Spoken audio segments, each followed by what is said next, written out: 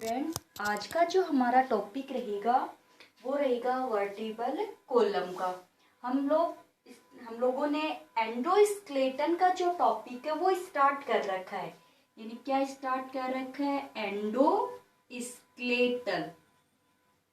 आपको पता ही है कि हमने जो टॉपिक स्टार्ट कर रखा है वो किसका टॉपिक है? एंडोस्केलेटन। एंडोस्केलेटन को 2 पार्ट्स के अंदर हम लोगों ने डिवाइड कर रखा है, जिसके अंदर जो फर्स्ट जो पार्ट है हमारा वो क्या था? Axial endoskeleton. Axial endoskeleton. Axial जो एंडोस्केलेटन है उसके अंदर skull, vertebral column, sternum and ribs को इंक्लूड किया जाता है। अब देखिए, एक्सियल जो एंडोस्केलेटन है उसमें टोटल बोन्स कितनी है? 80 बोन्स होती है। फिर उसके आगे बात करते हैं अपन स्कल की। कंप्लीट स्टडी कर चुके हैं पीछे वाली क्लास के अंदर। और आज एक्सियल एंडोस्केलेटन के अंदर जो सेकंड पोर्शन होता है वर्टिब्रल कोलम, उससे रिलेटेड अपन आज बात करेंगे। तो हमारा आज का जो टॉपिक है वो क्या है? वर्टिब्रल कोलम है, जिसको बैक बोन भी अपन बोलते हैं। वर्टिब्रल कोलम की ये शेप होती है, इसी शेप की वजह से हम मूव कर पा रहे हैं। यानी इसके आगे अपन स्टडी करेंगे, देखेंगे कि वर्टिब्रल कोलम से अपन मूव कैसे करते। तो वर्टिब्रल कोलम की जब भी अपन देखिए, एक तो याद रखिएगा टोटल बोन, आप लिखोगे total bones is equal to 33। यानी वर्टिब्रल कोलम के अंदर टोटल बोन्स अगर आपको पूछी जाती है तो कितनी होती है? 33 होती है वर्टिब्रल कोलम के अंदर। फिर अपन ये बताते हैं कि जो वर्टिब्रल जो कोलम होता है वो 26 सेपरेटेड बोन से बना हुआ है। तो vertebral column form by the separated 26 bones. यानी वर्टिब्रल कोलम ऑफ ह्यूमन है। यानी आप क्या नोट करोगे? Vertebral column of human is formed by 26 separated bones in which यानी 26 है ना, in which 24 bones are free vertebrae. In which 24 are free vertebrae. 24 तो क्या? Free vertebrae. यानी 26 सेपरेटेड बोन से बना हुआ है। ठीक है, इसमें 24 तो क्या होगी? Free vertebrae. आप लिखोगे 1 फ्यूज्ड, एक होती है फ्यूज्ड होती है, इसको बोलते हैं सैक्रम। तो 1 फ्यूज्ड सैक्रम और 1 फ्यूज्ड कोक्सल। 1 फ्यूज्ड सैक्रम और 1 फ्यूज्ड कोक्स क्या हो जाएगी? कोक्स हो जाएगी। COCCYS, कोक्स हो गई। तो आप क्या करोगे? सबसे पहले वर्टिब्रल कोलम लिखा, टोटल बोन्स लिखी 23। फिर लिखोगे vertebral column form by 26 separated bones, out of 24 are free vertebrae, 1 fused, यानी ये तो सभी फ्री होती है। ठीक है, यहाँ पे आके बनेगा ये फ्यूज्ड हो जाएगी। तो फ्यूज्ड में एक तो बना सैक्रम, एक बना कोक्स। फिर अपन बताते हैं कि जो सैक्रम होता है ये फ्यूज्ड है ना, तो कितनी बोन्स से फ्यूज्ड होता है? 5 बोन से फ्यूज्ड होता है। तो इसके अंदर क्या कर देंगे कि sacrum bones fused by 45 vertebrae. Sacrum bones fused bye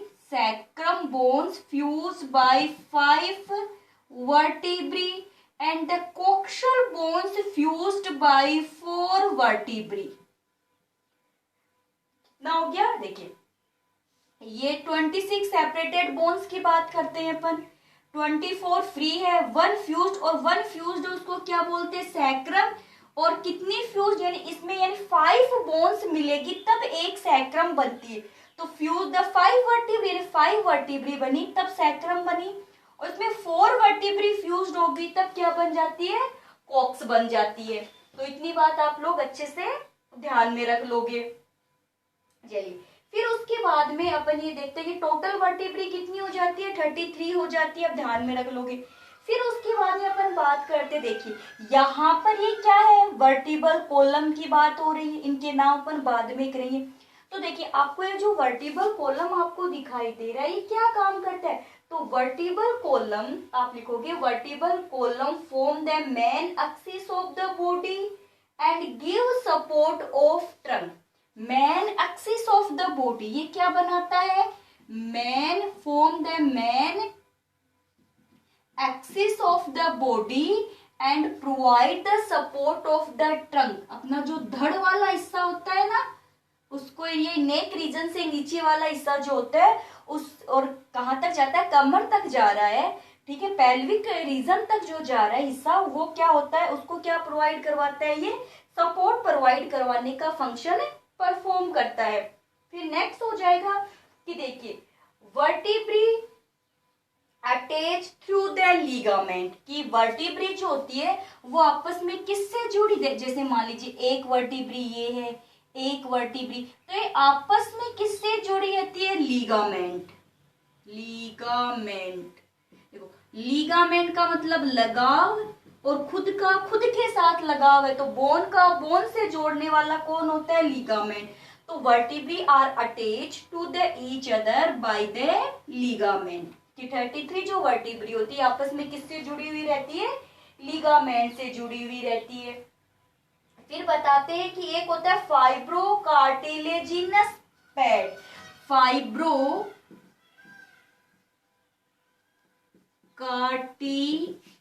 cartilaginous pad, गद्दी, है ना।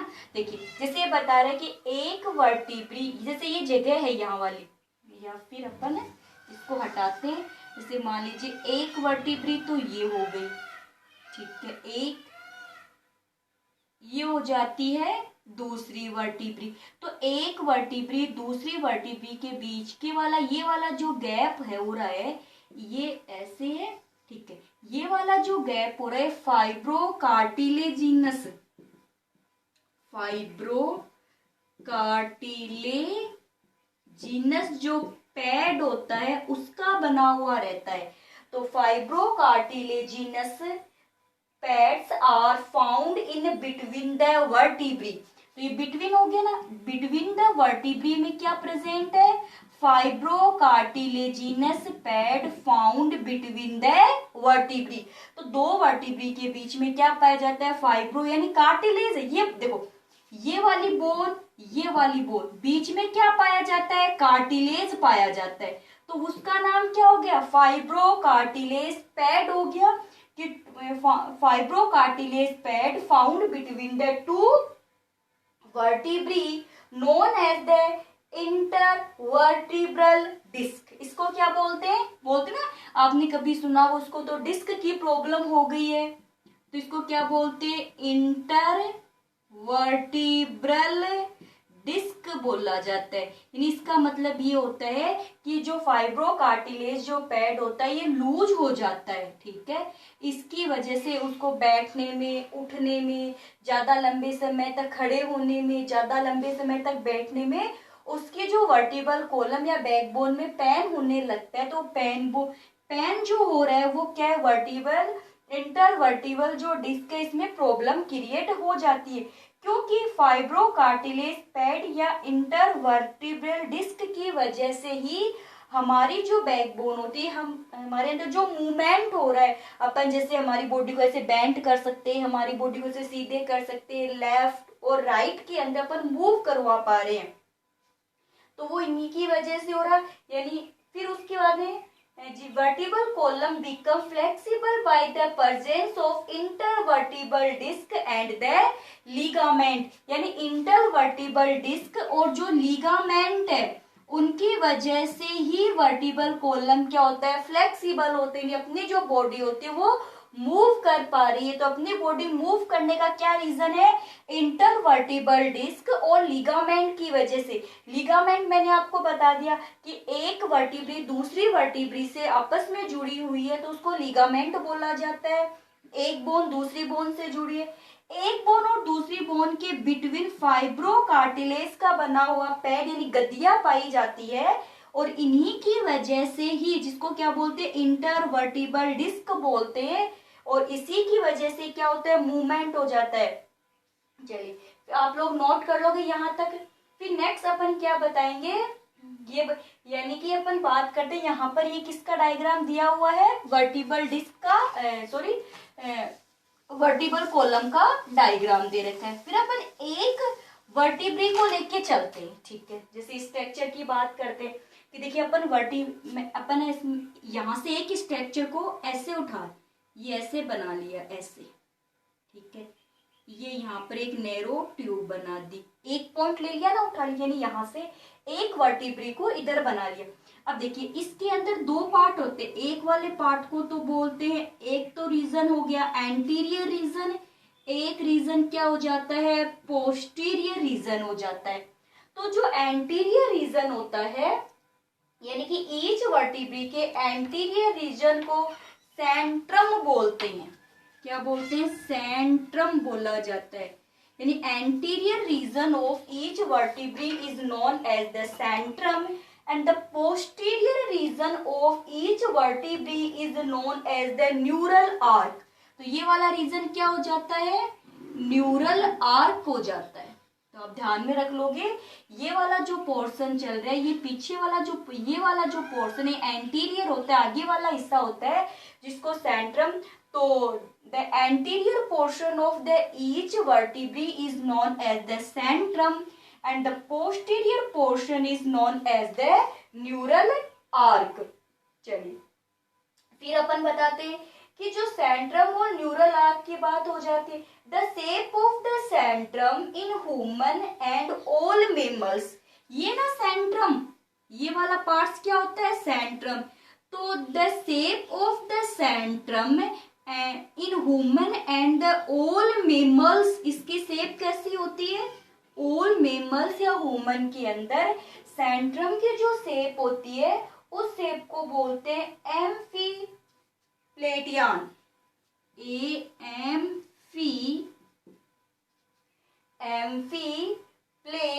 PLAY प्ले,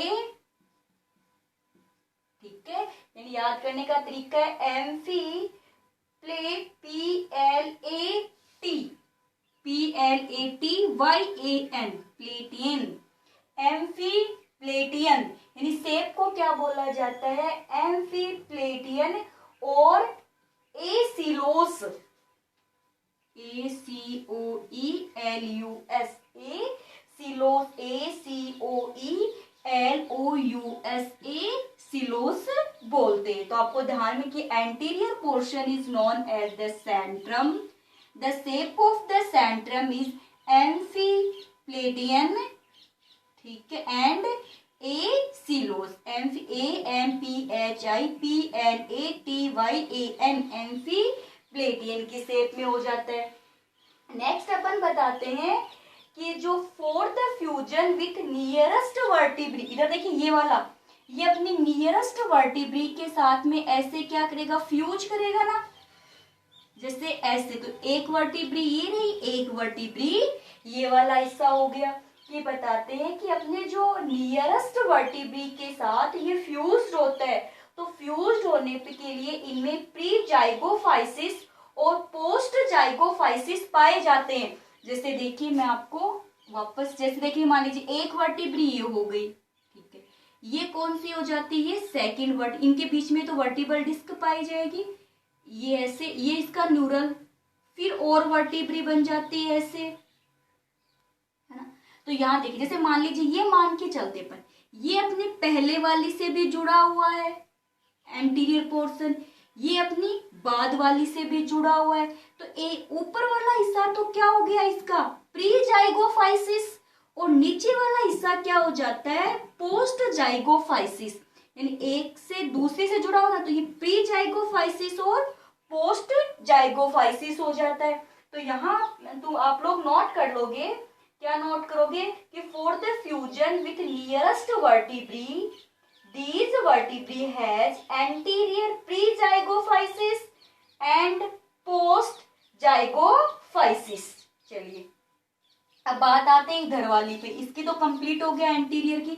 अब अपन न्यूरल की बात करते हैं कि जो न्यूरल वाली जो होती है वो आपस में जुड़ करके एक ट्यूब बना लेती है, और इस ट्यूब के बिटवीन स्पाइनल जो कॉर्ड होती है वो क्या रहती है, प्रोटेक्ट रहती है। बताते हैं कि स्पाइनल जो कॉर्ड है जो सेंट्रल नर्वस सिस्टम का पोर्शन होता है और वर्टिब्रल कॉलम के अंदर ये प्रोटेक्ट रहता है। तो इसको प्रोटेक्ट करने का काम कौन कर रहा है, ये पोस्टीरियर वाला जो न्यूरल वाला जो पोर्शन होता है इसके बिटवीन में क्या सिचुएटेड होती है, स्पाइनल कॉर्ड सिचुएटेड होती है। तो क्या हो जाएगा, all vertebrae unite a sequence and neural canal of these vertebrae form a hollow tube in which spinal cord is safely present, in which spinal cord is safely present, कि neural जो arc है वो एक होलो tube बनाती है, उस tube में spinal जो कॉर्ड है वो सेफली क्या रहती है, प्रेजेंट रहती है। अब हम देखते हैं कि जो वर्टिब्रल जो कॉलम है इसके नंबर देखते हैं कि वर्टिब्रल कॉलम कितनी कहाँ तक है, यानी कि अपने जो नेक रीजन से स्टार्ट हो जाएगी ना, यानी किससे जुड़ी हुई है ये। देखिए अगर ब्रेन की बात करते हैं तो स्पाइनल कॉर्ड किससे जुड़ा हुआ है, मेडुला ऑब्लोंगेटा से जुड़ा हुआ है। फिर अपन ने कल स्कल की बात की थी, ठीक है, तो स्कल के अंदर ऑक्सीपिटल कॉन्डाइल्स थे, है ना। फिर बताया था कि ये किससे जुड़े होते हैं, वर्टिब्रल कॉलम के एटलस एक्सिस से जुड़े हुए हैं जो मूवमेंट करवाने का काम करते हैं। तो वही सब अपन यहाँ स्टडी करेंगे। तो वर्टिब्रल कॉलम जहां सिचुएटेड है उसके बेस पर इसको क्या दिया जाता है, नाम दिया जाता है। कौन सी, जिस एरिया में situated vertebrae are found according to their position in the body, इनका नाम जैसे प्रेजेंट है वैसे अपन जैसे क्या लिखेंगे, vertebrae are found, vertebrae are named according to their position in the body, ये जहां पाई जाती है उसी के अकॉर्डिंग इनका नाम दे दिया जाता है। जैसे देखिए अपन यहाँ इनका नाम देंगे। पहले तो सबसे पहले तो अपन बात करते हैं नेक रीजन के अंदर जो पाई जाती है। तो नेक रीजन में जो पाई जाती है उसको बोलते हैं cervical vertebrae, cervical vertebrae found in the neck region. आप सेरिविकल वर्टिब्री आगे क्या लिखा, नेक रीजन।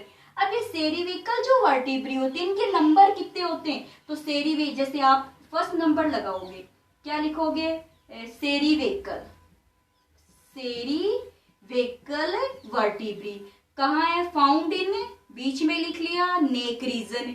और कितने नंबर होते हैं, 7 नंबर होते हैं। तो ये रहा 1 नंबर का क्वेश्चन कि जो वर्टिब्री है, ठीक है, वर्टिब्री जो होती है, वर्टिब्री जो बोन्स होती है, सेरिविकल वर्टिब्री कहाँ सिचुएटेड है, नेक रीजन में सिचुएटेड है, और इसके नंबर कितने हो जाते हैं, 7 नंबर हो जाते हैं। फिर आप करोगे थोरेसिक वर्टिब्री, थोरेसिक वर्टिब्री किस रीजन में, बीच में लिख लेना थोरेक्स रीजन में। इसके नंबर कितने होते हैं, 12 नंबर होते हैं। यानी 3 कॉलम बन गए आपके। First column vertebrae name, region कहाँ पाई जाती है और उसके नंबर। वर्टिब्री नेम के अंदर आपने क्या लिखोगे, सेरिविकल वर्टिब्री किस रीजन में पाई जा रही है, नेक रीजन में, कितने नंबर है, 7 नंबर है। सेकंड आओगे थोरेसिक वर्टिब्री, थोरेक्स रीजन में है, कितने नंबर हो गए, 12 नंबर हो गए, यानी ये 12 होती है। फिर उसके बाद में फिर है लूमर वर्टिब्री, कमर क्या हो गई, लूमर वर्टिब्री किस रीजन में हो जाएगी, लूमर रीजन में।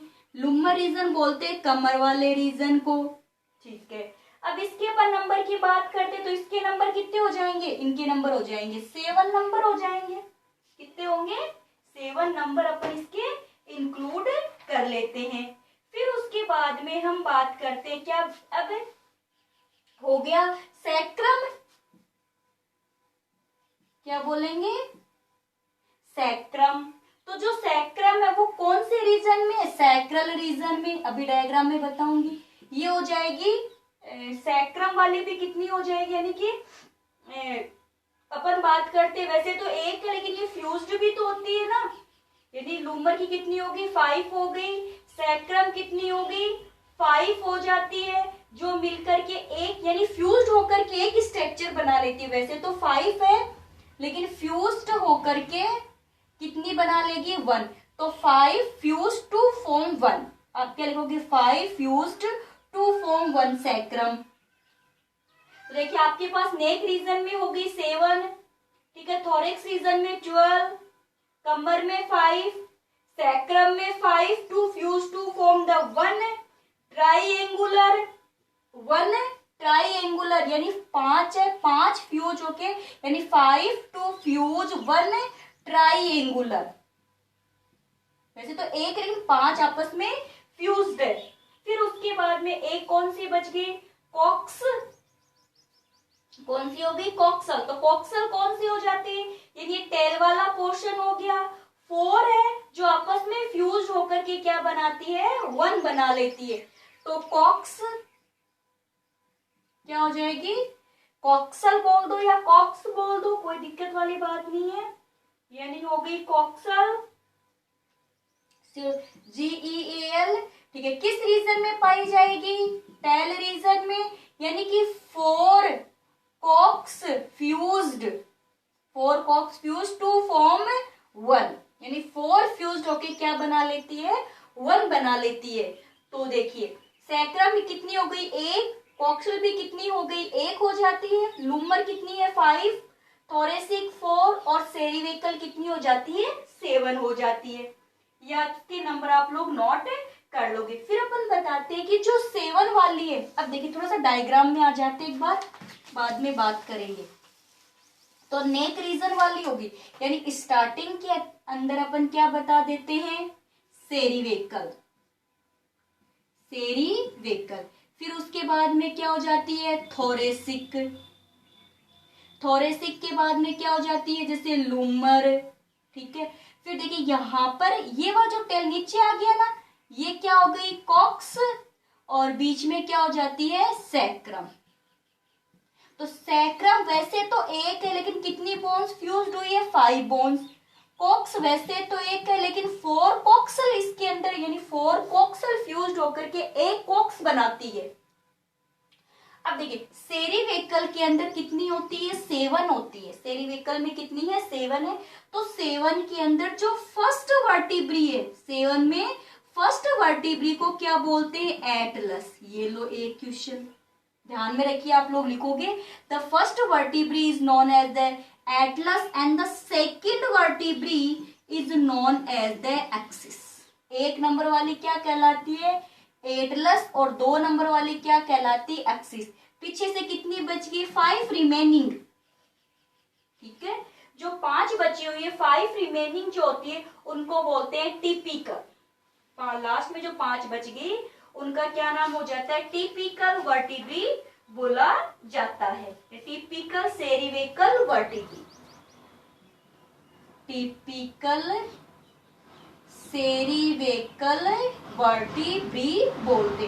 तो 7 में से 1 नंबर एटलस के लिए जोड़ेंगे जो किससे जुड़ी होती है स्कल वाले पोर्शन से, 2 नंबर वाली को एक्सिस बोलेंगे और बची हुई जो 5 होती है उनको क्या बोलते हैं सेरिविकल वर्टिब्री बोला जाता है।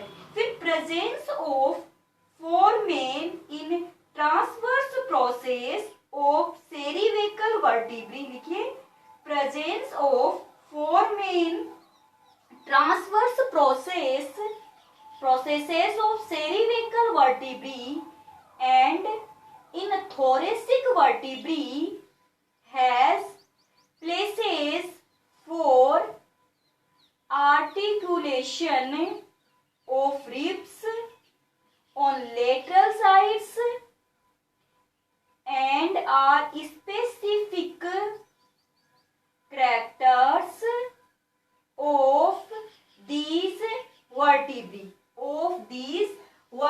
यानी इसका मीन्स ये हुआ कि जो सेरिविकल जो वर्टिब्री होती है, सेरिविकल वाली जो वर्टिब्री होती है, यानी कि इनके अंदर जो फोरमेन किसको बोलते हैं पोर को बोला जाता है, उनकी प्रेजेंस वह थोरेसिक वर्टिब्री होती है, वो लेटरल साइड के अंदर रिब से जुड़ी हुई रहती है कि आगे अपन क्या पढ़ेंगे, जब रिब्स पढ़ेंगे तो ये थोरेसिक वर्टिब्री है, ये पीछे वाला यानी वर्टिबल कॉलम हमारे किस पार्ट में होती है, डोर्सल पार्ट में होती है। हमारे किस पार्ट में होगी, हमारे आगे वाला जो हिस्सा होता है उसको वेंट्रल बोलते हैं, पीछे वाले हिस्से को क्या बोलते हैं, डोर्सल बोल। तो डोर्स, अब हमारी जो रिब्स होती है वो ऐसे डोर्सल से निकल करके वेंट्रल से ऐसे जुड़ी हुई रहेगी।